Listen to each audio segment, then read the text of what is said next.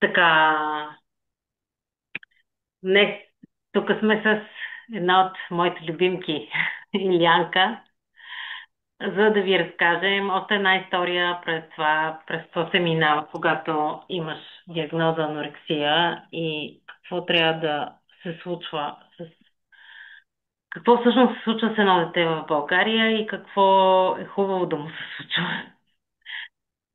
Надявам се да разкажем един опит, който да ви даде обзор за това какво се случва отново и който да ви даде надежда и кораж, че всъщност и от най-тежките ситуации има измъкване. Защото От всички. Илянка, от всичко има, Илянка беше в една от най-тежките ситуации. Здрасти! Първо ти благодаря, че се съгласи да разкажем.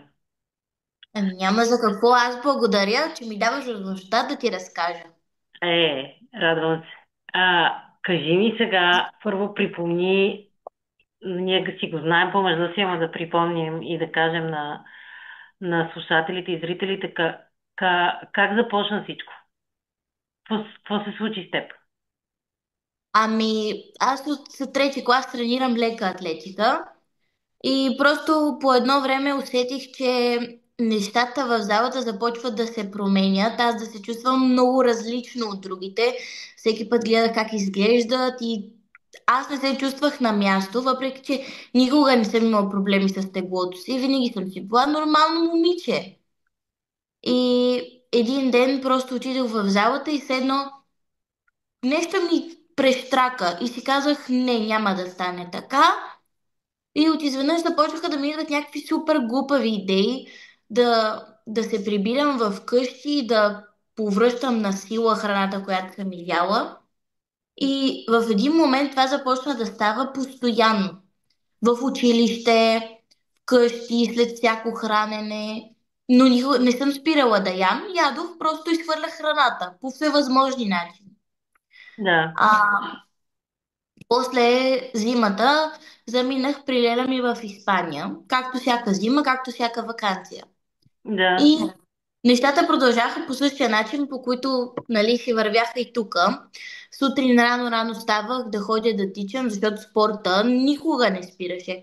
Даже се засилваше, ставаше все по-трудно и все по-трудно. И един ден просто леля ми разбрах, че ме е усетила, че ме е хванала, след една вечеря ме е чула. мгм, И се беше обадила на моите родители. да, И майка ми беше написала сигурно един роман, много дълго съобщение, в което обясняваше някакви нелепи неща, че съм била най-прекрасното дете, най-слабата от всички. Всъщност, нормално да го напише, защото тя тогава не знаеше точно какво се случва. Просто беше чувала какво може да се случи, но не да влиза надълбоко в тази тема. И тогава започнаха да ми се звънят с баща ми. Аз казвах, добре, добре, нищо не правя. Една вечер, по-скоро на бъдни вечер, Коледа, нещо такова, понеже бъдни вечер беше, да, защото трябва нали, да се яде по принцип постно.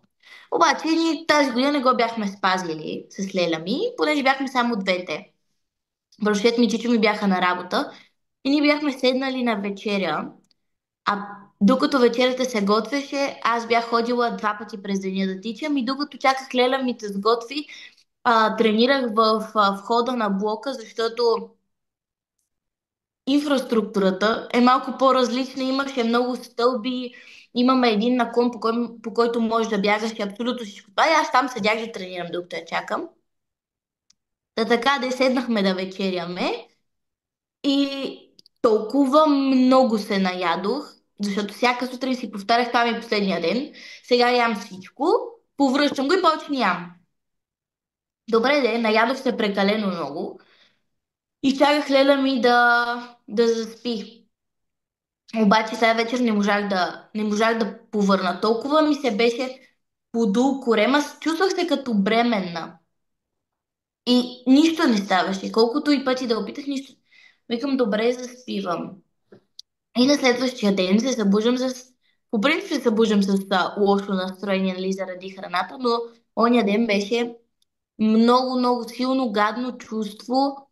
А, и бях такава подута. Абе, некомфортно се чувствах като цяло и винаги, когато се чувствах по този начин, си го изкарвах на себе си. Или в крайни случаи може и да съм викала на някой. По-скоро това е било майка ми и баща ми, но това в по-късен етап. Да. И окей, всичко нали беше наред. Оправих се, продължих си, нали, просто в стаята и идва, нали, вече деня, в който трябва да си тръгвам, а то е нова година. На 31 трябваше да пътуваме и да посрещам новата година в самолет. И аз бях самичка. Обаче се оказа, че на летището е една моя съотборничка от леката атлетика. Тя е много слаба, много висока, тя е сигурно 1,80 и просто е такава много, много стройна беше тогава, нали? Моите очи, де. Всички бяха слаби, само аз не. И сме на летището и Леля ми, нали, ни е направила там да си имаме нещо да си ядем. Окей, добре. Обаче Иляна харчи 30 евро в самолета, за да купи храна, която да повърне в тоалетната на самолета. Ужас просто. Тогава, сега Жив като се... наркоман. Да, сега като се замисля какви пари съм хвърляла и ми става много, много гадно, защото сега вече знам как се изкарват.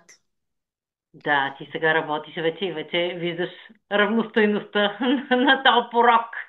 Много гадно. Да, да, да, да, да. И прибирам се аз вкъщи. Тата ме взе, защото аз си живея с тата и тогава той ме взе.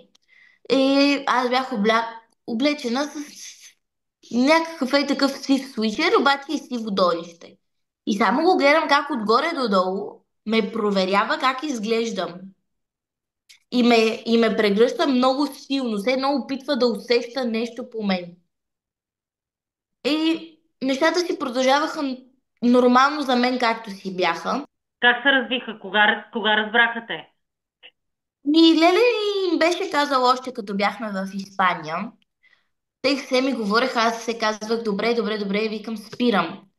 Защото ако върнем времето назад, когато аз бях горе-долу на 11-12 години, а, по случайност в тази страницата, която ти препоръчва неща в YouTube, първоначалната, ми беше излязло едно видео как момиче, което е било болно от анорексия, разказва историята си. Аз викам, ох, миличката, през какво ли е минала, как може това всичкото да й се случва, толкова ми е жал за нея, направо, не знам, аз никога не би ми се случило нещо такова, обаче никога не казва и никога, защото М. очевидно ми се случи. Та добре, да аз ходих на училище, обаче той зима най-големите студове, а аз ходя от квартал, в който живея, от Дружба до центъра, ходя пеш. Сутрин тръгваш в 5:30, в 6, без да те чуят, за да можеш да стигнеш на време за училище. И след училище се прибираш обаче най-големите студове. Ужасно, ма много гадно. И един ден треньора ми се обажда и ми казва, нали, Иляна, ела. А в същото време той, когато беше разбрал за това нещо, моите родители му бяха споделили, той беше намерил едни диетоложки, не знам как да ги нарека, занимават се, уж да ти обясняват кое е полезно и кое не е полезно. А всъщност храната, която ти дават, са такива прахове, някакви прахове, които да си ги разтварят с вода. Ау. И да пиеш алоe с топла вода, той е един сироп с топла вода. За така да аз уж това го правя, уж така ям. Смесвах си то гаден прах с някакво кисело мляко и то на нищо ни... Право много гадно, много гадно. Все едно нещо тепче. И защото той беше ходил и то всъщност имат един кантар, като нормален. И просто се качваш и трябва да си бос. Защото за краката ти слагат някакви като машинки. Не знам как се казва. Като машинки. Просто ти ги лепват. Те са такива магнитни. И уж докато те мерят, измерят ти колко подкожни мазнини имаш, някакви такива неща. Колко вода. Абе, горе-долу тия килограми от какво се дължат. Аз тогава съм била сигурно 50. Да, 50, защото тогава пък за цел ми беше, кога ставам 47, да спра. Мгм. Мгм. И Още на ръба на разума. да, и вече а, идва една събота и аз съм точно в същата стая, която съм си сега и сега правим това интервю. Съм си в същата стая на това място и се оправям, защото съм говорила с баща ми, че отиваме до един магазин да купуваме, нали, мебели за тази стая, която сега вече е ремонтирана 3 години по-късно. Отиваме да вземем мебели, обаче аз София я познавам толкова добре, че няма къде да ме излъжеш и къде да ме заведеш. И Да. усещам, че вече завиваме на място, което е много далече. Този магазин е на 5 минути от нас. И вече ние се движим по булевард България. И само баща ми спира някъде и вика, и аз му викам, тате, защо сме тук? И той, да ти вземат кръв. Обаче това да ти вземат кръв, взимането на кръв сигурно трябваше месец и половина. И влязох аз вътре. Добре. Идва една докторка и само седи, ма ме гледа. Има хора, които чакат с малките им бебета детска болница. И тя Ма почва това да е ме детска съблича. болница. Това е педиатрия ли е? Да, някаква такава. Мгм. Пак са до Александров, така се направи. Започва да ме съблича пред всичките хора и да ме гледа. И хората седят, че ме гледат, защото аз съм останала по нищо съм останала, по едно потниче. И седи и ме гледа и ме опипва и аз не знам какво се случва. И в един момент, когато разбирам, че трябва да остана, Бон. защото аз съм глуха, аз знам какво си говорят, аз ги чувам, те са до мен. И тя тогава казваше, ама те анорексичките по принцип носят много дрехи една на друга. Навличат се. И аз викам, та някаква психично болна. Викам, ставам и се махам от тук. А той трябваше да влиза с едни такива цървулки, де се ги обуваш да не цапаш. Да не цапаш. И тръгвам да бягам. Аз обаче да дърпам вратата, защото искам да се прибирам от нас. Аз не искам да седа там. Мирише на болести, на зараза. Бебета риват, кихат, кащат. Ужас, много гадно. Добре, баща ми 3 пъти го опитвам, 3 пъти ме дърпа, 3 пъти ме връща. И накрая последният ми вариант е да звъна на Лена ми в Испания. Марева, съдирам се, крокодилски сълзи, лело, лело, никой не ме обича, искат да ме убият, искат тук да ме вкарват, да ме тормозат. Леля ми реве и тя, какво да направя, Лело, не мога да дойда, на 3000 км съм, какво да правя? Добре де, влязох и когато ме премериха там, защото за да ме сложат на легло, трябваше да ме премерят, да ми вземат кръв, да ми сложат абокат и тогава бях станала 48 килограма. А в същото време имах една много близка приятелка, ама много близка, най-добра приятелка, а, с която сега в момента още поддържаме отношения, имаме някакви приятелски такива, не толкова близки вече, но тя тогава имаше съученичка и постоянно ми пише Вики не иска да яде, Вики такова, Вики онакова. И в същия момент аз съм седнала на тези столчета, докато чакаш да ти дадат стая. Мгм. И само ми получавам съобщение, Вики вече тежи 52 килограма. Аз спрях да излизам. Спрях да се появявам навсякъде. Спрях да хода на училище, не ми се ходеше, никъде не ми се ходеше, само у нас. Ама защо така? Защо чак до там стигна? Да не ти се ходи никъде. Защото всички ядяха. Аз не. Ага, И, да не си и различна. ами, различна даже не, защото това да си различен е нещо интересно. Аз бях странна. Мгм, мгм. Странна, защото нищо не исках вода да пия.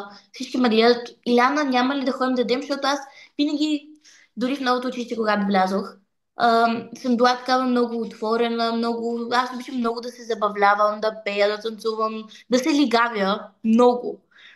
И почна даже да получавам съобщения от мои съученички: Иляна, кога ще идваш да ни пееш, да ни танцуваш? Аз не искам да ги видя, ги мразя. Имам чувството, че всички ме гледат, че аз съм най-гадната от цялото училище. Много грозно се чувствах. Дори не знам И как да го всъщност опиша. много дълго време не искаше въобще да ходиш на училище. Да, никъде не исках да хода. Ако може само вкъщи да си седа и Точно. да ставам по-слаба. И по-слабо да ставаш. Добре. Какво стана в педиатрията? С две-три думи. Ами, нищо. С една дума. Какво направиха там за твоята анорексия? Ами нищо, докторката ми каза, че нищо ми няма. Че съм много далече от това вече да имам някакви супер сериозни проблеми. Да, в общия случай проверяват кръвните изследвания, които са окей. Не, тя не ми гледаше изследванията, тя просто видя, че съм 48 килограма. Водеше постоянно студенти, които да ме гледат. Аз тогава бях хванала и грип А. И медицинските сестри бяха много груби с моите родители, с мен. Изгониха ме от едната стая, не искаха да ми дадат нова. А всъщност шефката на единия отдел е много близка наша приятелка. Затова и останах там дълго време, иначе кой ще те държи в болницата за толкова дълго време? Никой. Никой не се интересува от българското здравеопазване, за ти как си. Повече от 2 дена ставай се махай. Да, и в крайна сметка получи ли се някаква стабилизация там на състоянието? Не. Не. Единственото, което е една седмица, две преди да ме изпишат, ме бяха изпратили в в детската психиатрия на Александровска. Вети Аха. Никола. И там И какво се случи? отидох при единия доктор, с който въобще не се разбираме. Продължаваме да не се разбираме. А, Той просто седи и ми задава въпроси. Ти що не ядеш? Ма кога ще ядеш? Колко тежиш, колко си висока. И всичкото това питаме колко съм висока и колко тежа в момента. И го написа на един компютър, все едно в приложение, което ще ти каже дали си прекалено слаб или прекалено висок. И само ще викнеш ли майка ти баща ти? Ма едно такова арогантно, грозно се държи. И аз викам добре. И излизам отвънка. И вместо да ме помоли аз да изляза най-спокойно, викам махай се. Ма се държи супер арогантно, супер грозно. Излизам аз, няма да се репча там на някъде, дето е супер невъзпитан. Няма да му падам на нивото все пак. И само го чувам, защото бащата е толкова, той крещи като издивен. Еми тя дъщеря ви е анорексичка. Но вика, добре, ние знаем, че има нещо, че не иска да се храни, че нищо не иска да прави. Вика, вие нищо няма да направите. И той, аз какво да направя? И седи и продължава да се дръвчи. И в този момент от вратата се появява едно момиче, ма много хубаво. Мисля, такова едно русичко, с дълга коса, много хубаво, обаче много, много слабичка. Но ние вече тогава видях колко е слаба. Много, много слаба. И я изписват. Ма я изписват, тя не знае на кой свят се намира, тя там ходи. Ужас. А, Изписват си я всичко. Те малко са го направили така. Болницата се включва с карти и всъщност има един двор, който е като кучешка полянка. Аз викам кога ще ходим на кучешката полянка, вече, защото си намерих и приятели, когато ме приеха. Та така, да изписаха ме от детската педиатрия, свършваме до тук Да. и отиваме в деня на изписването в детската психиатрия. Жената вика, Още на глас. еми да, че всичко трябва да видя. И жената ми вика, аз сега мога да те взема. И аз, не. Аз искам да хода вкъщи да си видя кучето. Аз през цялото време, единственото нещо, което ме разсейваше от храната или вървеше ръка за ръка с храната, беше Чарли, моето куче, защото аз постоянно го мисля. Сега той какво прави без мене? Сега той ме вижда, че съм зле, той ме усеща. Той какво прави без мен? Аз много го обичам. Ние сме и пораснали заедно. И като казвам пораснали, през всичкото това, защото ние го взехме, когато аз бях още детенце, през всичкото това сме минали заедно и сега продължаваме да си вървим заедно. Да. Просто той никога не ме е оставил. Викам, не отивам да си видя кучето. Викам, ако трябва, никога няма да се връщам при вас, не ви харесвам. Ма аз въобще, по принцип съм много такава отворена, не си песта думите. Като не те харесвам, ще си го кажа.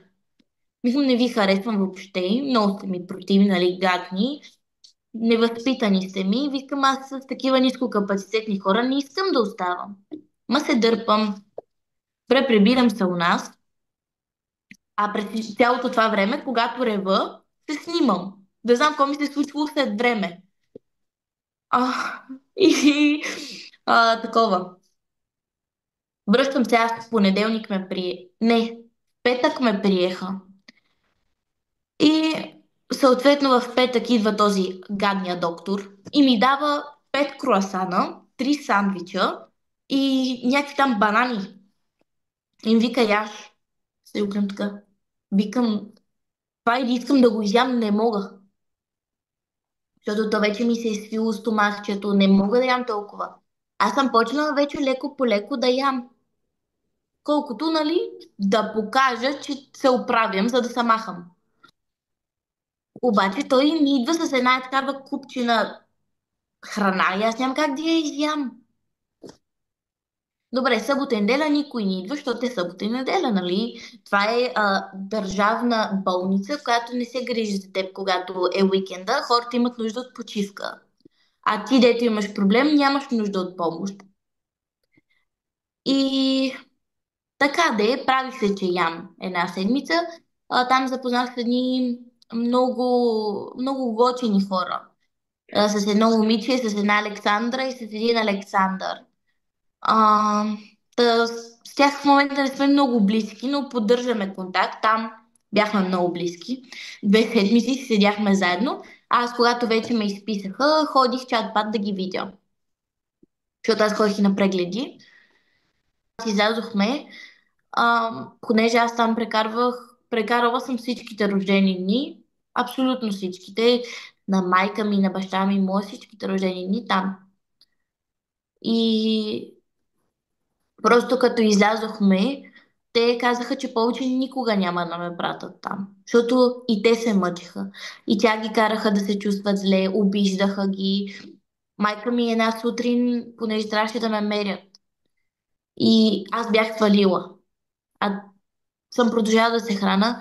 Почнаха да се държат как майка ми била лоша майка, за това, че не се е грижила за детето си, за това, че ме е позволила да се стигне до там. Аз, колкото и да наранявам себе си, никога не съм наранявала другите. Винаги само мен. И не обичам да се държат, никога не съм обичала да се държат зле с хора, които обичам най-вече с семейството ми.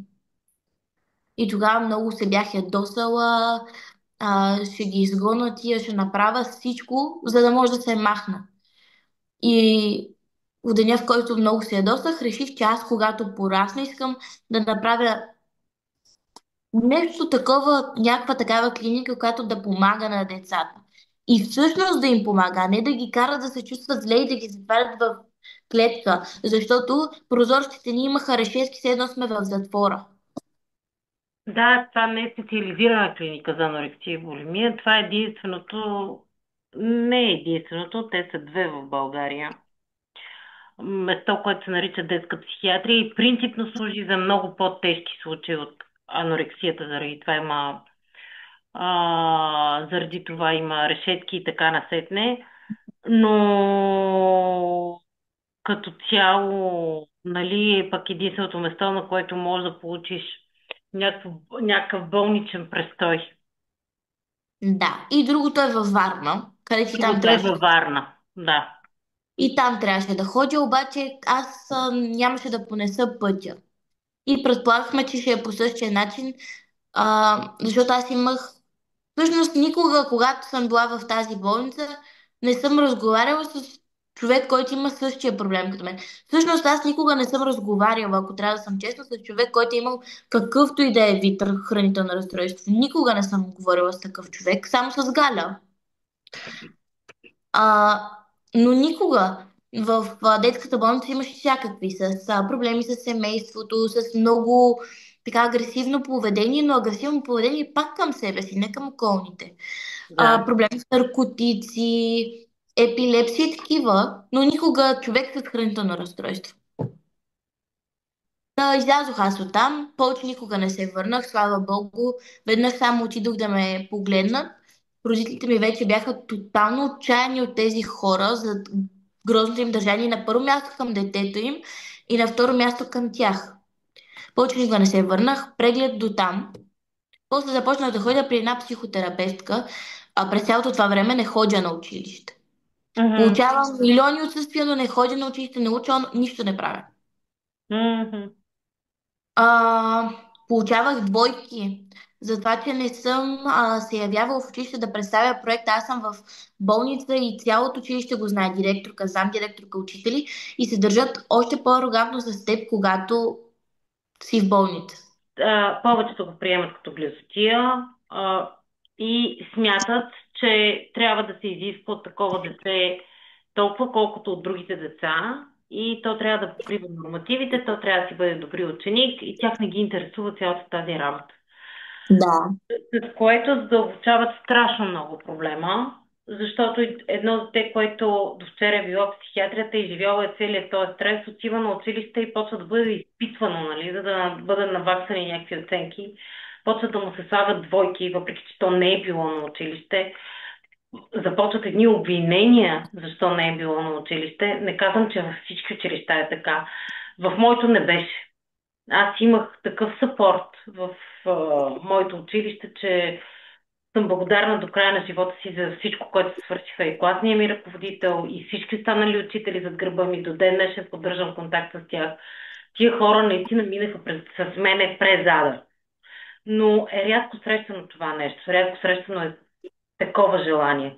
Повечето просто гледат да си минат хорариума, да си имат оценките и наистина подценяват самото заболяване като заболяване. А много често такъв човек не се чувства добре психически, много често е разсеян, много често не е способен да учи, много често не се чувства физически добре, за да седне да учи. И наистина трябва подкрепа и така по-индивидуален подход. Не всяко дете пък е добре да се маха от училище Да. и да става частен ученик. Просто трябва тук наистина пак сериозна преценка на психолога дали е добре за състоянието на детето то да бъде извън училище или частна форма, защото те бързо ги правят нещата документално. Ми като не може да е в училище, айде частна форма, айде комбинирана форма, айде не знам си каква форма, Да, ставай се махай. става и се махай, точно така. Но всъщност, а, трябва да се прецени самото състояние. Защото за някои деца съвсем не е добре да се затворят сами вкъщи. Ми не. Да. За други пък е по-добре да се затворят сами вкъщи, защото са малко килограми, защото постоянното движение още че създава проблеми и още по-голям спад на килограми. Просто не е еднозначно. Тук трябва да има добра воля, за да се прецени съответния случай. Колкото до психиатрията, моят коментар, да, наистина това съвсем не е приятно изживяване. Повярвай ми, дори понеже имам и слава на Бога, вече има психиатри, които, когато ти работиш с човек с анорексия, държим контакт. Това е знаеш какво постижение за Да. България. Да ти се обадят и ти кажат как ти е пациента вътре, какво става с него.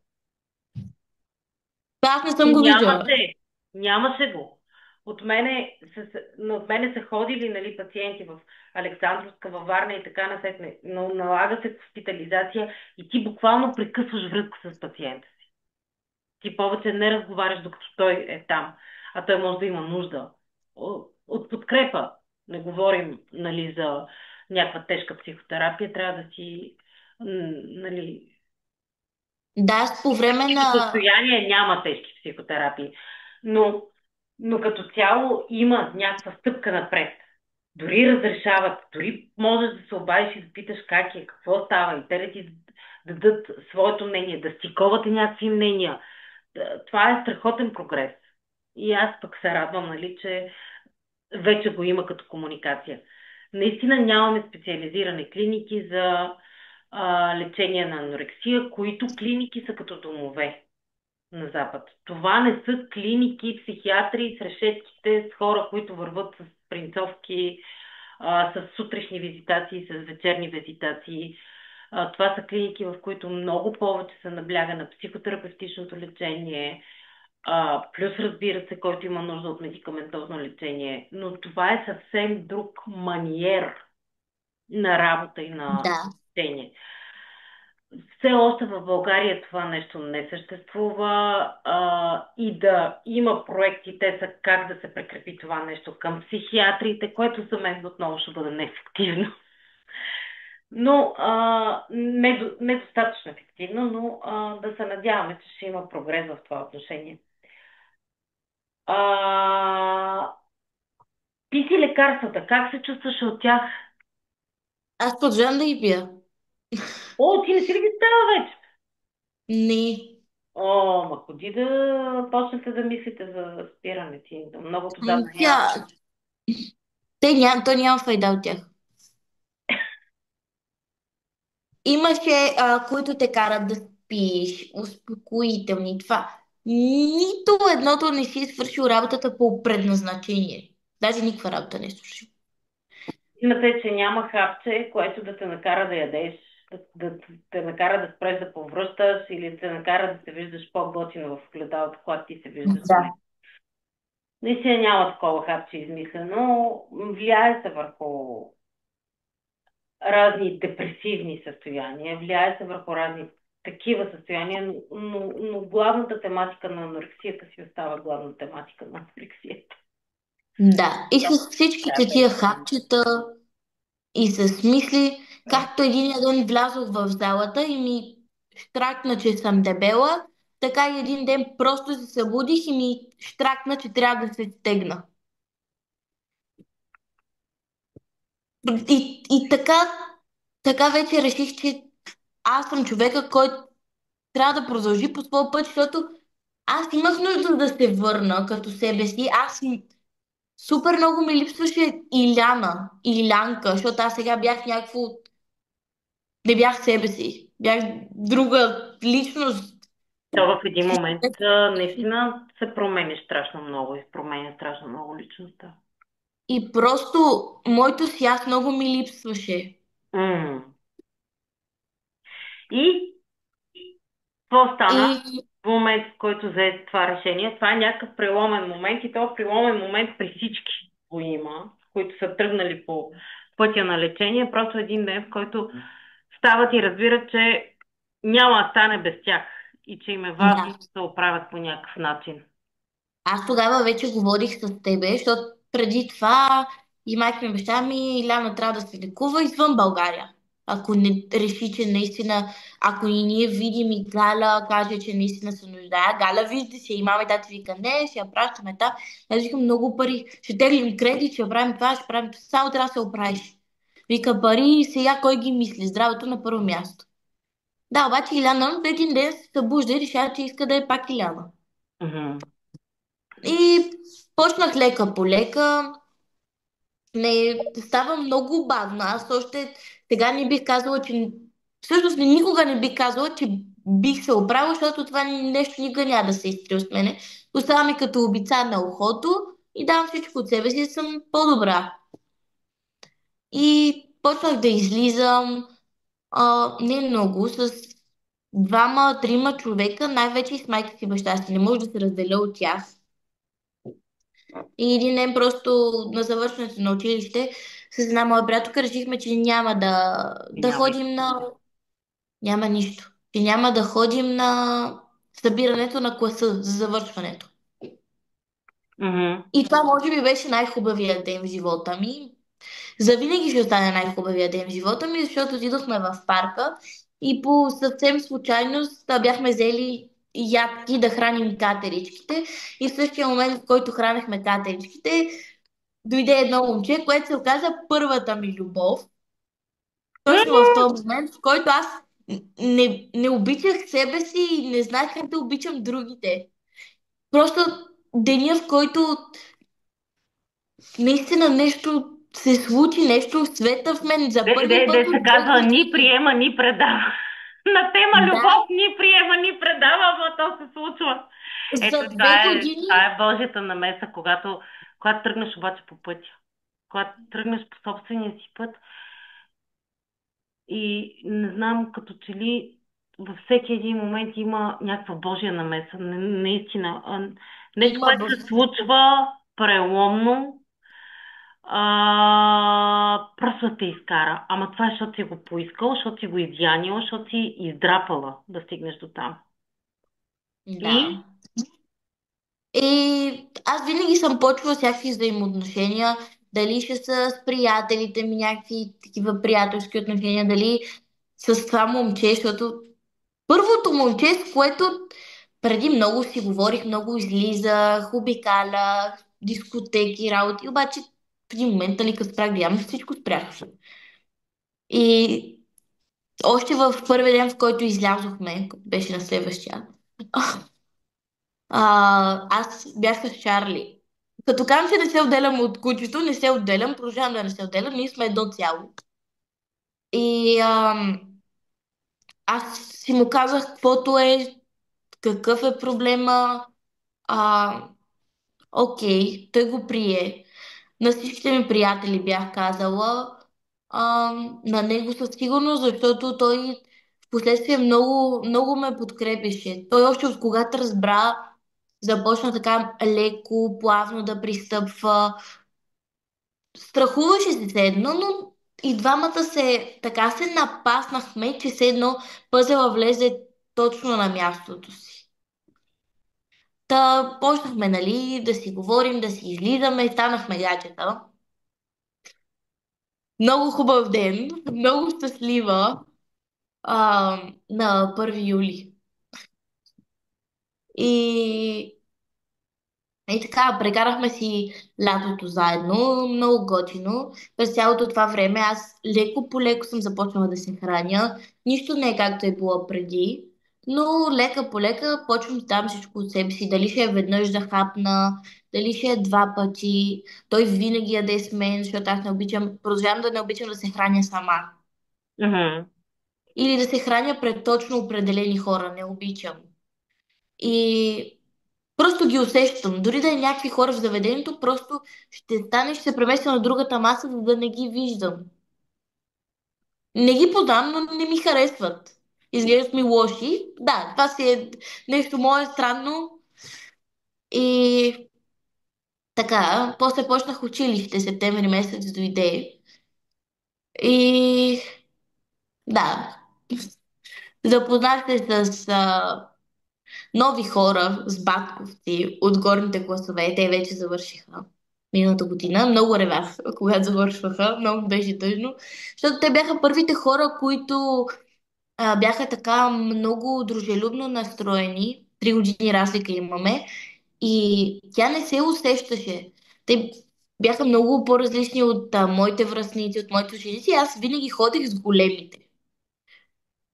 И просто когато си тръгнаха ми беше пак много тежко, много мъчно, обаче знам, че поемат вече по друг път и се радвам. Та, лека по лека всичко започна да си идва на мястото, много бавно, постепенно. С това момче се разделихме. И деня, в който се разделихме, аз веднага звъннах на Галя.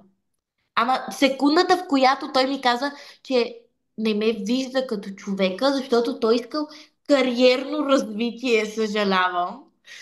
А, Що сте малко? звъннах. Да, звъннах на Галя, щях да се мятам пред трамвая. Не се метнах, дей. Съжалявам.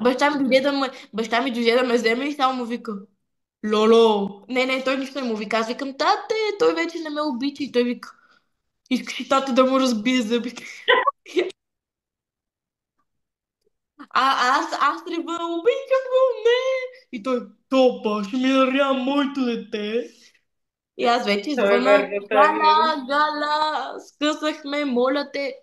Вика: може ли да дойде утре да те видя? Галя е в Плевен, аз съм в София. И на следващия ден мама и тате Взимат си почивни дни, заминаваме сутринта Те рано, рано, бяха, трябва. просто можеха да ме следват на всякъде из България, само и само Илианка да ме види на поред на Еми служебно. да, защото аз не мога без да видя Галя, някакво странно е усещането. И то, Трудно все ми едно е ми е, било. все Трудно ми едно е. ми е майка, втора. И отидохме в Плевен. Тогава си говорихме.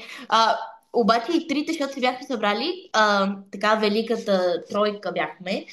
Галя тук, аз и мама. Нали Ама сме се Галя събрали съм на аз, малко. бе. Говори ми ти. Ти как ми говори? Те носи с някакъв трети. Добре, Добре. де.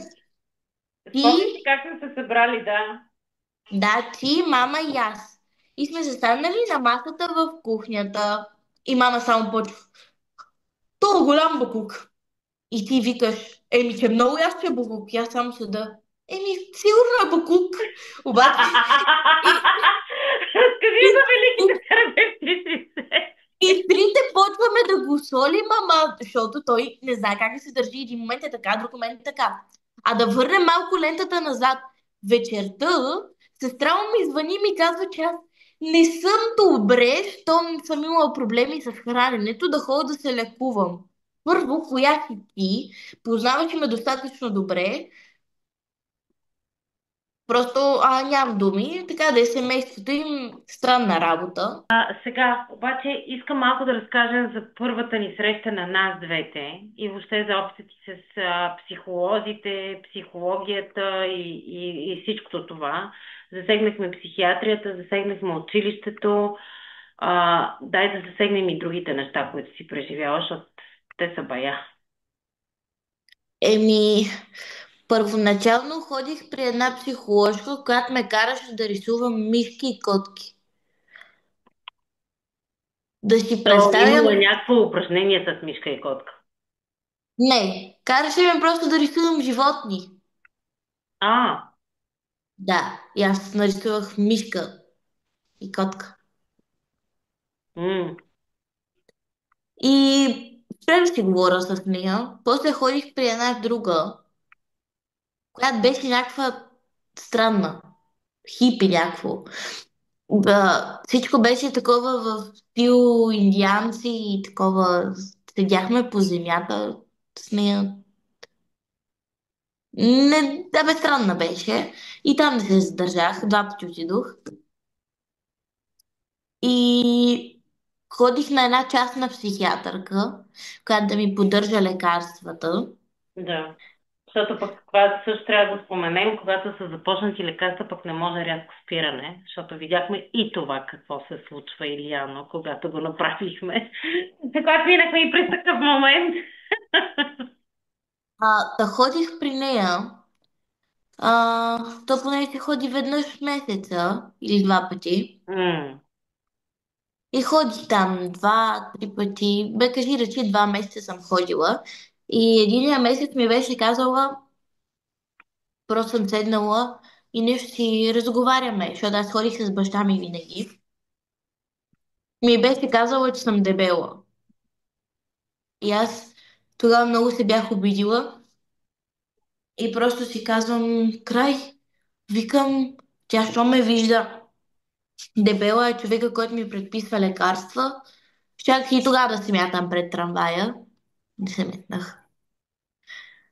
Та, това е като цяло с всички, които преди да се запозная с тебе.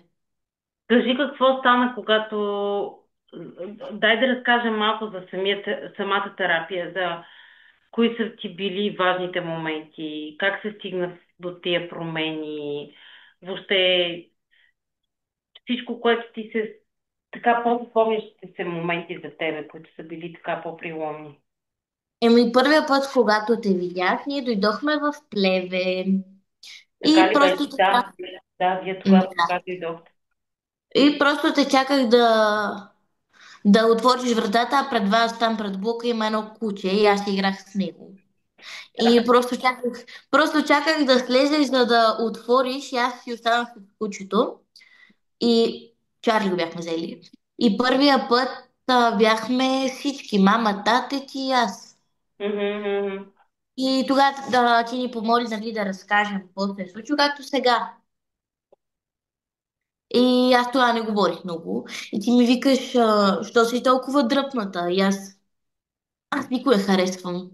Аз и себе си. Аз си спомням, да.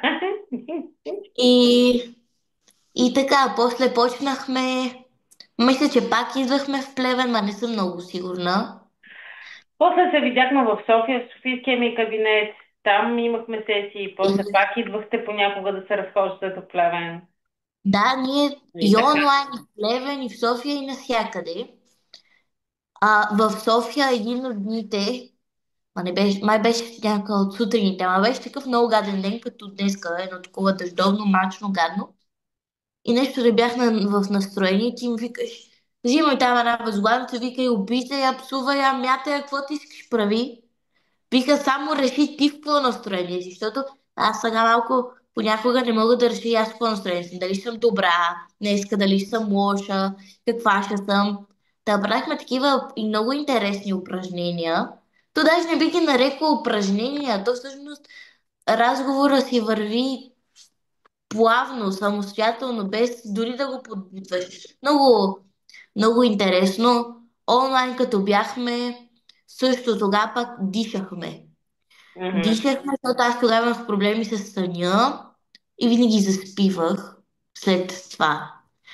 Даже има моменти, в които даже ще ме пускала да ходя да спа, защото вече много ми се доспала. Аз не съм спала цяла Да. нощ. Имало е моменти да те пускам да се наспиваш. Да, и така, много, много интересни неща. И дори да не сме правили нещо, просто е така, понякога ти ми викаш, прави ли се нещо и аз не. И ти ми викаш, искаш ли тогава да си говорим и аз да, просто чакам да ме питаш дали искам да си говорим, защото понякога имам нужда просто да си кажа с някой нещо. Точно така.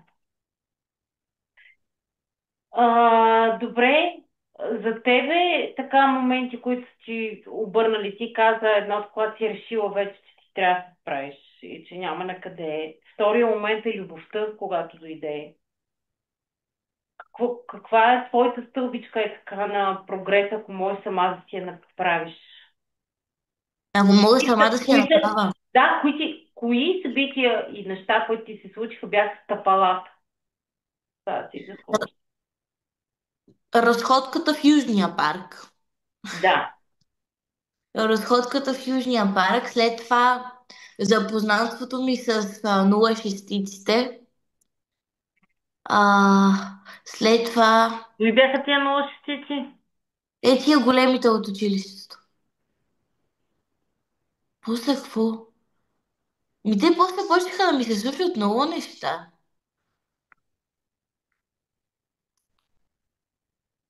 Ходих в Испания, защото, нали, докато ми се случише това всичкото, нямаше как да хода.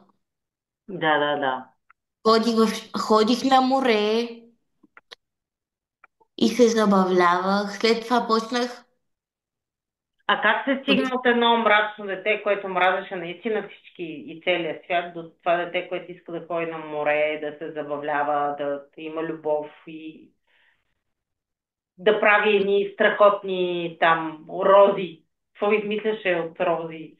От Да, правих рози. плетенени рози, да. Да. Еми, аз имам чувството, че това штракване беше много полезно, защото аз просто се събудих и го реших. После леко поговорим, така да си поговорим, обаче не винаги някакви такива философски теми. Просто да седнеш и да си говориш, все едно наистина си ти. Все едно аз съм си Иляна. Това, че винаги си се държава с мене, все едно нямам. Имам проблем, но не го натякваш постоянно да го набиваш. Това много ми харесва, защото аз продължавам да съм човек. Може да имам някакъв проблем, обаче очаквам хората да разговарят с мен по нормален начин, а не постоянно да говорим за лошото. Ние винаги сме си говорили за някакви хубави неща, за в бъдещето, за много така, някакви светли неща. Аз съм много слънчев И човек. понякога е много важно да се върне нормалността. Просто Да, нормално да изглеждат нещата. и така. Почнахме да си говорим и аз лека по лека. Почнах и аз да си гледам позитивно, да комуникирам с повече хора, да си търся занимания и така. После почнах да тренирам бокс. О, да. Спомням си този момент. Бокс, тогава пък вече адреналина почна на тренировката да ми влиза така в тялото. След тренировка хормона на щастието вече да направо да гърми от всякъде да трещи. Там се запознах с много готини хора. А, Миналата зима се върнах в старата ми компания. Там се запознах с едно момче. Там ставаха големи драми, там, любовни. Та сам, че прекарахме много хубави моменти, обаче в един момент пак штракна нещо и просто ме караше да се чувствам некомфортно. Докато в предишната връзка, когато той наистина мислеше за мене, този понякога беше супер егоист и е имал момент, в който наистина вече тогава бях добре и просто има момент, в който наистина започва да ме опреква за яденето. Той беше, не знам, по никакъв начин не съм сърдита или обидена, но имаше моменти, в които беше много, много груб и се е стигало до там, че да повръщам заради него. И сега като връщам лентата назад и примерно си казвам, че ми липсва, не ми липсва, не ми липсва някой да ме кара да се чувствам зле, защото вече когато се разделихме с него, пък и си тръгнаха много хора от живота ми, обаче е трябвало да си тръгнат, за да дойдат тия новите. Тогава пък, защото и той се занимава с боен спорт, пък той не искаше да аз да тренирам бокс, защото било много опасно. Аз когато почнах, той се отказа. Кажи ми, кои неща а, промени за себе си, за да можеш да си в по-добро състояние и към себе си, и към другите. А, Промених си цвета на косата. Това беше важно. Два пъти. Защото се чувстваш пак различно. Ама това е само външно, което съм променила. Сега да промених си цвета на косата за външни белези. А, какво почнах да правя? А, Нещо, което много обичам. Примерно, сега от известно време насам. Аз ходя много в библиотеката. Дали ще е в столичната, дали ще е в националната, постоянно съм там. Дали ще уча или просто ще гледам може да гледам в една точка или да си говоря с дядовците, защото там има само дядовци и баби. А, Това правя. Да чета. Аз много искам да чета Опенхаймер. От 3 седмици. Дай съм си харесала точното място в библиотеката, където да седна и се няма време. Така. И сега сменя до грамата. И пак не мога да отида.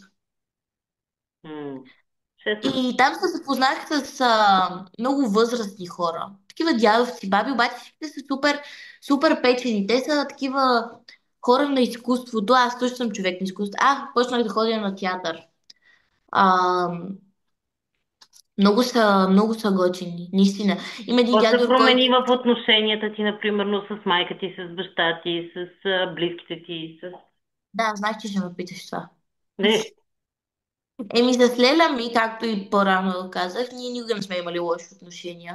така е. А, с нея винаги сме си се разбирали. С мама и с тати. Там просто с времето, когато аз почнах да се чувствам по-добре, нещата се стопляха. С майка ми най-много съм се карала, от всички, най-много. С баща ми така по-спокойно, ама с него, защото прекарваме повече време заедно. Да, сега вече не се караме. Ма въобще не се караме. М, м. Даже не бих Ще го казала, че кажа. спорим, даже и то не се повишаваме. Супер. Да, просто е по-спокойно. Когато вече вземеш решението и започнеш да разговаряш с някой и да се държиш, и той да се държи с теб, все едно си нормален, да вижда желанието в тебе, да започва то да се разраства, всичко си идва на мястото. Мястото. Бавно, постепенно и на мен ми отне време, доста време. Просто то така става бавно, лекичко, постепенно. Всичко си идва на мястото. Ей, сега си хода на училище, Просто да всичко е се нормално. разгърне живота на ново. Да, отваряш нова страница, тая вече е край, ако трябва да я скъсаш. Да е направо да е нов листа, не е страницата от другата страна, ами листа да е нов. Късаш ги тия, твърляш ги, това е. Добре, Мила. Много ти благодаря. Хубава вечер. Беше много, много, много хубаво и полезно и продължително и напоително. Ти винаги си умела да разказваш. Знам колко грамотно звуча и колко добре, но да. Колко грамотно сега. Няма да те... Звучи си грамотно. Ти си грамотен човек. Да, дикцията ми е на нула. Е, не сме създадени за това, за новините. И двете. Очевидно не. Очевидно не. Добре, Виличка, прегръщам те и много благодаря. И Надявам аз се да благодаря, помогнем Жара. чрез тези интервюта и на други деца, които вървят по този път. Ама да, то това е най-важното. М. И така. Добре. Всичко добро от мен. Чао. Тя, До скоро.